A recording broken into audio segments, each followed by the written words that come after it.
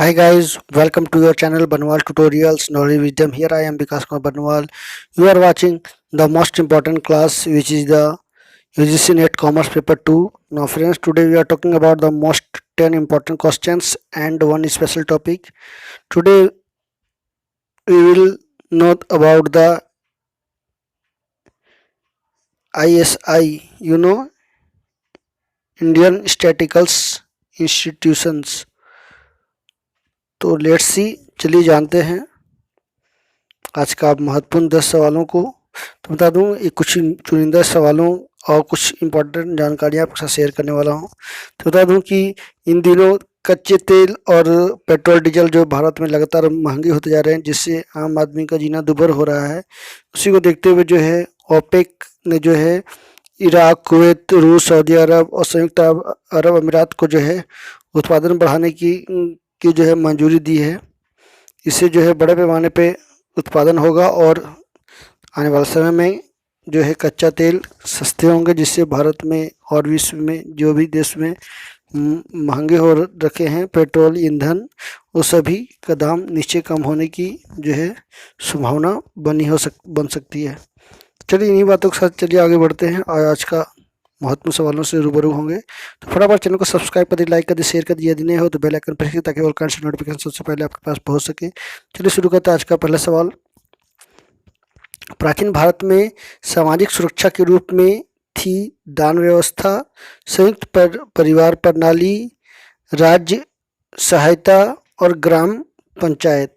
तो आपका सही जवाब है संयुक्त परिवार प्रणाली जो है प्राचीन भारत में सामाजिक सुरक्षा के रूप में काम करती थी।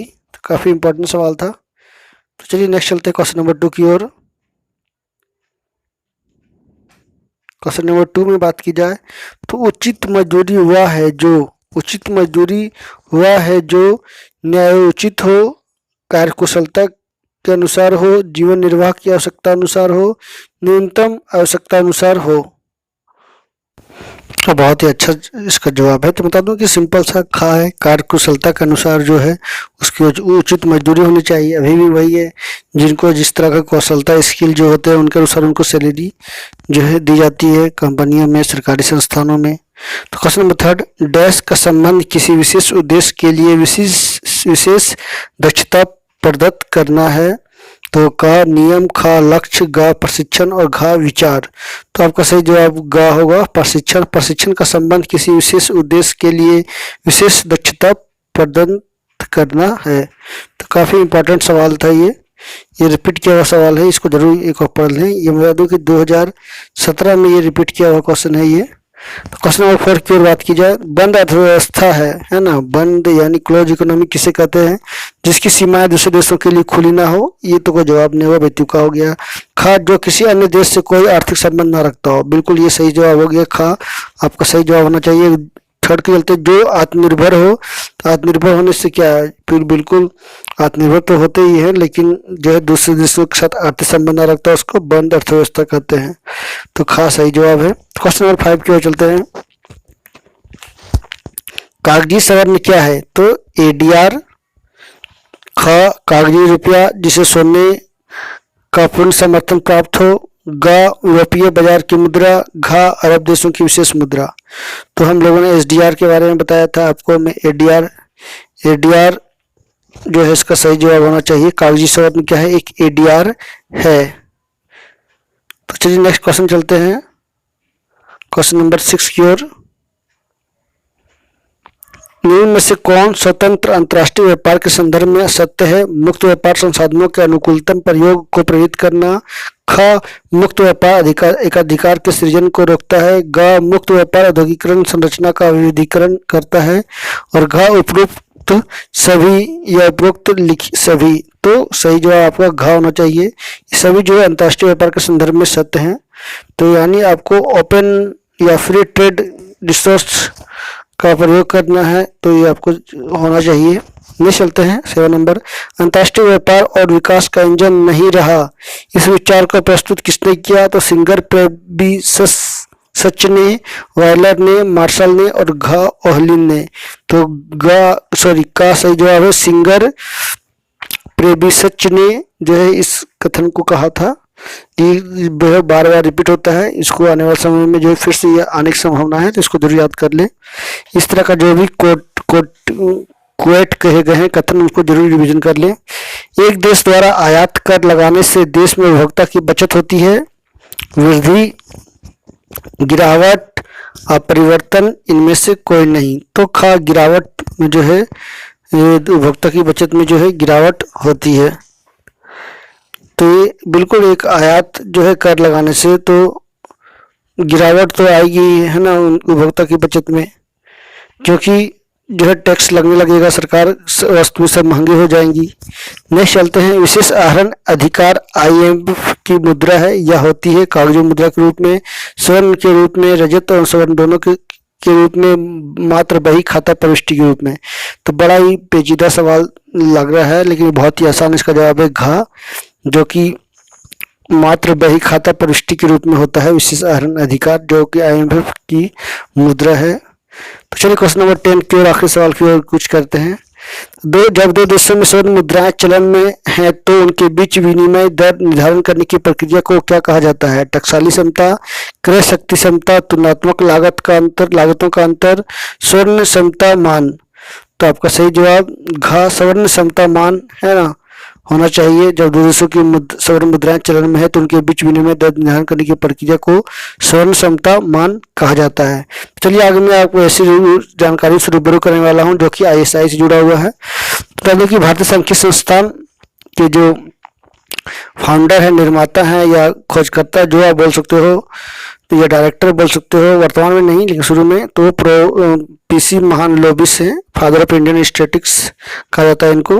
तो भारतीय सांख्यिकी संस्थान का पंजीकरण पश्चिम बंगाल सोसाइटी पंजीकरण अधिनियम 1860 के अधीन गैर लाभकारी वितरण विद्वान सोसाइटी के रूप में 28 अप्रैल 1932 को किया गया था।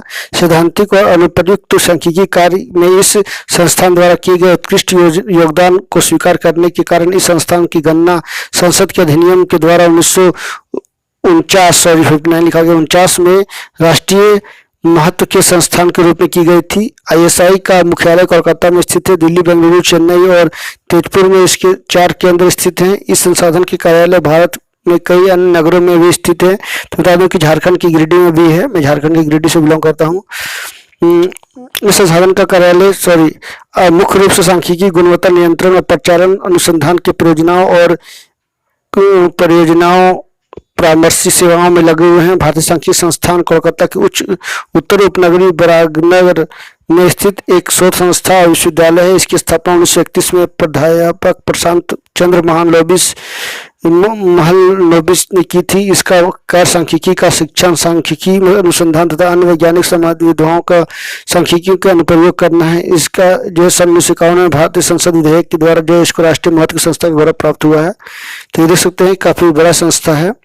तो यह जो है 1931 में प्रेसिडेंसी महाविद्यालय के छोटे से कक्ष के रूप में जो है आरंभ हुआ। आज 4 बड़े शहरों कोलकाता, नई दिल्ली, बेंगलुरु और हैदराबाद में कई एकड़ भूमि में इसके भवन शोभायान हैं, जिसका आरंभ 1931 में कुल वार्षिक व्यय 250 से भी कम धनराशि से हुआ है। आज इसका वार्षिक जो है आय कहा जाए तो व्यय के रूप में जो है अधिक है, जो कि 1.5 करोड़ से अधिक है। जो 1931 में एकमात्र मानवीय संघ के रूप में यह आरंभ हुआ। आज इसमें 250 से अधिक संकायों के सदस्य, 1000 से अधिक सहायक कर्मी, अनेक आधुनिकतम व्यक्ति संगणक, कार्यस्थलों और लघु संगणक, सुपर लघु संगणक और मुख्य विवेचना संगणक हैं। ये सभी वे प्रभावशाली आंकड़े हैं जो इतनी दूर मार्ग तय करने की एक मामूली विचार किए गए क्रियाकलापों के विस्तार और राष्ट्रीय जीवन के साथ संस्थान के घनिष्ठ संबंध को इंगित करता है। महालनोबिस का प्रभाव इतना व्यापक था कि भौतिकी के विद्यार्थी सांख्यिकी के रूप में रुचि लेने लगे। शुभेंदु शेखर बोस उनमें से सबसे अधिक प्रसिद्ध थे। इसके पश्चात JN Sengupta, SC Sinha, MN Roy, KR Nair, K Kishan, CR Rao जैसे कई विद्वान सांख्यिकीवादों ने एक क्रियाशील समूह बनाने के लिए इसमें शामिल हुए। महालनोबिस केंद्र में बने रहे। सांख्यिकी में सैद्धांतिक शोध संस्थान में फलने फूलने लगा। प्रतिदर्श सर्वेक्षणों में एक बड़े पैमाने पर शोध के लिए महालनोबिस ने रॉयल सोसाइटी ऑफ फेलोशिप प्राप्त किया। किसी प्रयोगों के विकल्प और विश्लेषण भी चरमोक्रस के रूप में प्राप्त हुए और अंतर्राष्ट्रीय स्तर पर जो है कई लोगों का जुड़ने से जो है ये संस्था काफ़ी बड़ा हो गया। तो बता दो सांख्यिकी है क्या? सांख्यिकी गणित की वह शाखा है जिसमें आंकड़ों का संग्रहण, प्रदर्शन, वर्गीकरण और गुणों का आकलन का अध्ययन किया जाता है। सांख्यिकी को जो है गणितीय विज्ञान भी कहा जाता है। तो ये तो सांख्यिकी से जुड़ा हुआ। तो चलिए इसी के साथ आप सभी से मिलता है नेक्स्ट क्लास के, मैं फिर मिलूंगा। तब तक के लिए नमस्कार, सबा खैर। तो दोस्तों रिक्वेस्ट करूंगा कि यदि आप चैनल पर नए हो तो जरूर सब्सक्राइब कर लीजिए। Stay healthy and be happy. तो इसी तरह से क्लास को ज्वाइन करें। तो thank you very much for watching.